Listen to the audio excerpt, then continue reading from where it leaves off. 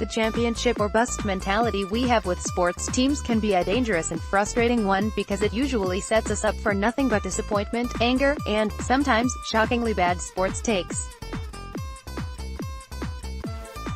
We have high expectations for teams, especially those loaded with high-end talent, and view them as disappointments or underachievers, or worse, chokers, if they do not reach the arbitrary goals we set for them. Sometimes, depending on the makeup of the team in question, even one championship is not viewed as good enough. But the reality in sports is that for even the very best teams in any given season, the chances of winning a championship are remarkably low, with the odds being overwhelmingly stacked against them. Chances are, your favorite team is going to end its season with a loss, no matter how great it may be, and that loss is going to be greeted with massive amounts of disappointment. When you are a fan of a team, you are rooting for that one team against the field. Taking one team against the field is always a bad bet. Oftentimes the biggest opponent your favorite team faces isn't any one team lining up across from it, it is the battle against the expectations that were set for it. Still, having said all of that, some teams do face higher expectations and more pressure to win than others. With that in mind, we are using this week's PHT Power Rankings to look at the teams facing the most pressure to win the Stanley Cup, or at least make a serious run at it, this postseason. Just for added emphasis, this is not a ranking of the best teams or a statement on where each team stands on the ice in terms of its ability, it is a ranking of teams facing the most pressure to win. With that said, to the rankings. The expectation is the championship one. Tampa Bay Lightning. Now that the Washington Capitals broke through their glass ceiling and finally gave their fans a championship, the Lightning, at least with this current group, are the new, so close, yet so far away team. The only difference is the Lightning's situation is probably even more frustrating because of how painfully close they have been the past 4 years, reaching at least the Eastern Conference Final 3 times, only to fall just short in spectacularly bad ways. Just look at how their past 4 seasons have ended. In 2014-15 they had a 2-1 lead over the Chicago Blackhawks in the Stanley Cup Final and then never won another game in the series, scoring only 2 goals in the 3 games. In 2015-16 they had a 3-2 lead over the Pittsburgh Penguins in the Eastern Conference Final, with Game 6 on home ice, and were outscored by a 7-3 margin in Games 6 and 7, losing both. In 2016-17 they were decimated by injuries during the regular season and missed the playoffs by 1 point. In 2017-18 they had another 3-2 lead in the Eastern Conference Final and were then shut out in Games 6 and 7 while giving up 7 goals. If you are a Lightning fan, that is frustrating. Your team has clearly been one of the NHL's best over the past 5 years and has not only won a ton of regular season games, but also a ton of playoff games. Since the start of the 2014-15 season, only one team, Pittsburgh, with 39, has won more playoff games than the Lightning's 36. You have some of the best individual talent in the league, with frontrunners or actual award winners at every position, and behind the bench and in the front office. It is all there. Now your team this season is the best it has ever been and might actually be one of the best single-season teams in league history. Again, I hate championship or bust mentality because it is setting yourself up for failure and disappointment, but if it ever had to apply to a team, this is the team. 2. Toronto Maple Leafs. Heaven help this team if they lose to Boston in the first round again, because the pitchforks will be out. A reasonable approach to this team would be that they have a great core, a strong future, and a pretty good team that probably isn't quite good enough to win the Stanley Cup right now. But nothing surrounding this team is reasonable. The core is great, but they still haven't won a playoff series yet. Mike Babcock gets paid more money than any other coach in the NHL and is still regarded as an elite hockey mastermind, even though he has coached in the second round exactly 1 time since 2010, while 23 different coaches have won a playoff series since he last did. If this team, with all of that following them around, loses again in the madhouse that is Toronto, it is going to be absolute mayhem. Pressure. 3. San Jose Sharks. When it comes to their forwards and defense, the Sharks might be the best team in the Western Conference, at least when they are healthy, and should be the favorites to win it. They have also invested heavily in this season to go all in.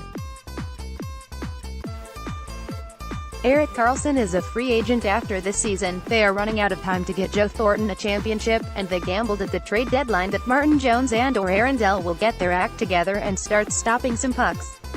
If they do not start stopping pucks, this team is going to be in trouble, and that will not be good news for anyone. Related, Sharks goaltending is historically bad for Stanley Cup contender. You need to do something for Columbus Blue Jackets. The Blue Jackets entered the NHL at the start of the 2001 season.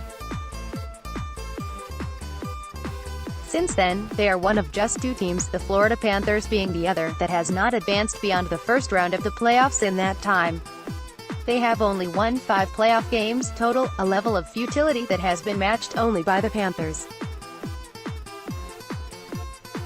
At some point you have to do something come playoff time, and this season would be a good time for that something to happen given the circumstances surrounding the roster. They not only decided to keep Artemi Panarin and Sergei Bobrovsky throughout the remainder of the season, a decision I agree with, for what it is worth, knowing they will almost certainly lose them over the summer, but went all in on trading for even more potential rentals in Matt Duchene, Ryan Zingle, Adam McQuaid, and Keith Kincaid. Barring a terrible collapse over the next week, they have probably done enough to avoid the embarrassment that would have been missing the playoffs entirely after all of that, but this is currently a franchise that has to be over the just happy to be here phase. 5. Nashville Predators, probably the Western Conference version of the Lightning at this point, only without quite as much oh-so-close frustration. General manager David Poile was aggressive in the trading game once again and has put together an impressive roster that is not only signed long-term, but also still has plenty of wiggle room under the salary cap. Expectations should be high.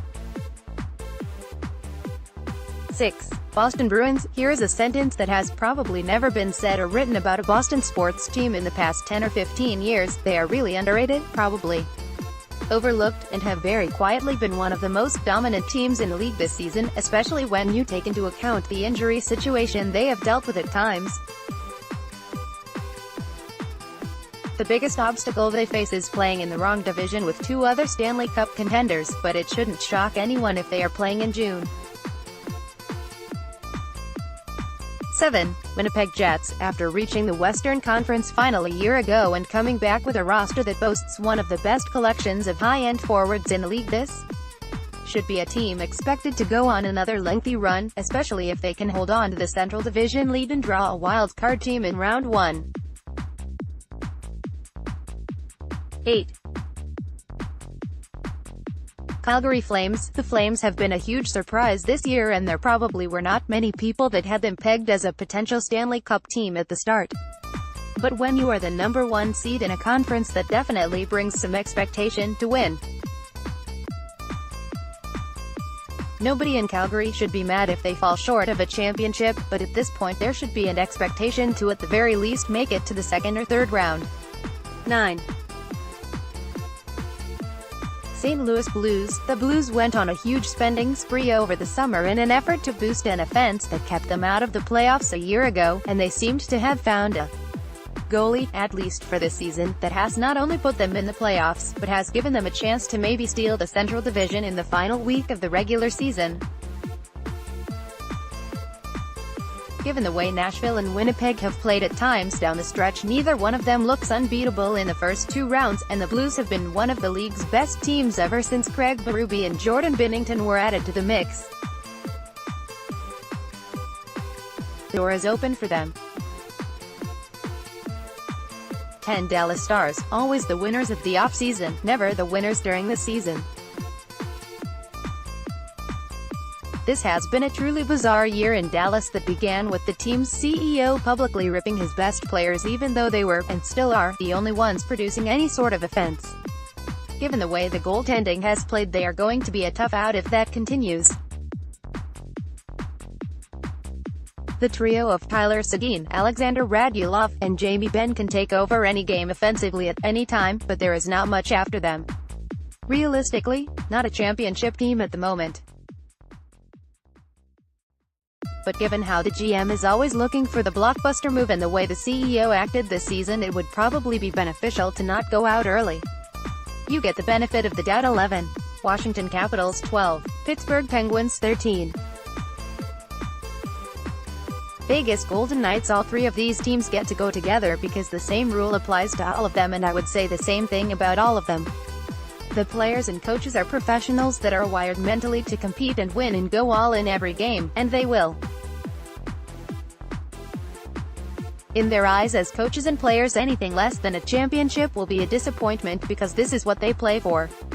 But if you are a fan of any of these teams, you really don't have a reason to be too disappointed if the season ends with anything less than a championship just because of what they have accomplished lately. Capitals are literally the defending champs. You get at least a one-year grace period. The Penguins have played in 4 Stanley Cup Finals over the past 10 years, winning 3 of them, including 2 of the past 3. As for Vegas, you are still in the honeymoon phase as a fan base and were able to experience more excitement, enjoyment, and winning in your first year of existence than fans of probably 90% of the league have been able to experience in the past decade. Or more. Not only that, in year 2 your team might be even better and has a great chance to do it all over again. You have literally never experienced bad hockey. Nobody expects you to win, but you better make the playoffs. 14. Montreal Canadiens. It feels weird saying the Canadiens are under pressure to simply make the playoffs given how low my expectations were for them at the start of the season, but they have maintained a spot in the top 8 for most of the year, and a fall out of that at the very end, after going through a couple of ugly late-season collapses in recent years, would be less than ideal and a bad look for everyone. 15. Colorado Avalanche. This is a very flawed team that still has plenty of reason for optimism in the future. They have 3 outstanding young forwards just now entering their prime years in the league. They have some good young talent coming through the system, and they are going to add to that with a top 4 pick in 2019 that might even be the top pick in the draft. Still, they were a playoff team a year ago and started the season with 17 wins in their first 29 games. That should be enough to get in the playoffs, especially in what has been an historically weak Western Conference wildcard race. The playoffs are a bonus. 16. New York Islanders. Look, this entire season has been an incredible ride for Islanders fans, and with their goaltending playing the way it has all year, there is every reason to believe they can make some noise in the playoffs and maybe do something meaningful. Even if they do not, Islanders fans are going to look back at this season and this particular team fondly because of what they accomplished and the way the team gave a giant middle finger to everybody that counted them out, me included, at the start given the way free agency went. 17. Carolina Hurricanes. No matter what happens this season with the Hurricanes, it almost feels like a new beginning for a franchise that had been, quite frankly, forgotten about. The future is bright, the team is fun during and after games, and all of it together has re-energized a fan base that has known nothing but losing and disappointment for the past decade. 18. Arizona Coyotes. The Coyotes were the worst team in the Western Conference a year ago and have been completely decimated by injuries for most of the season. Nobody would have blamed them or given it a second thought if they struggled on the ice again. Making the playoffs would be an incredible accomplishment and a huge stepping stone for the organization. Adam Gretz is a writer for Pro Hockey Talk on NBC Sports. Drop him a line at PhDblog@NBCSports.com or follow him on Twitter @Gretz.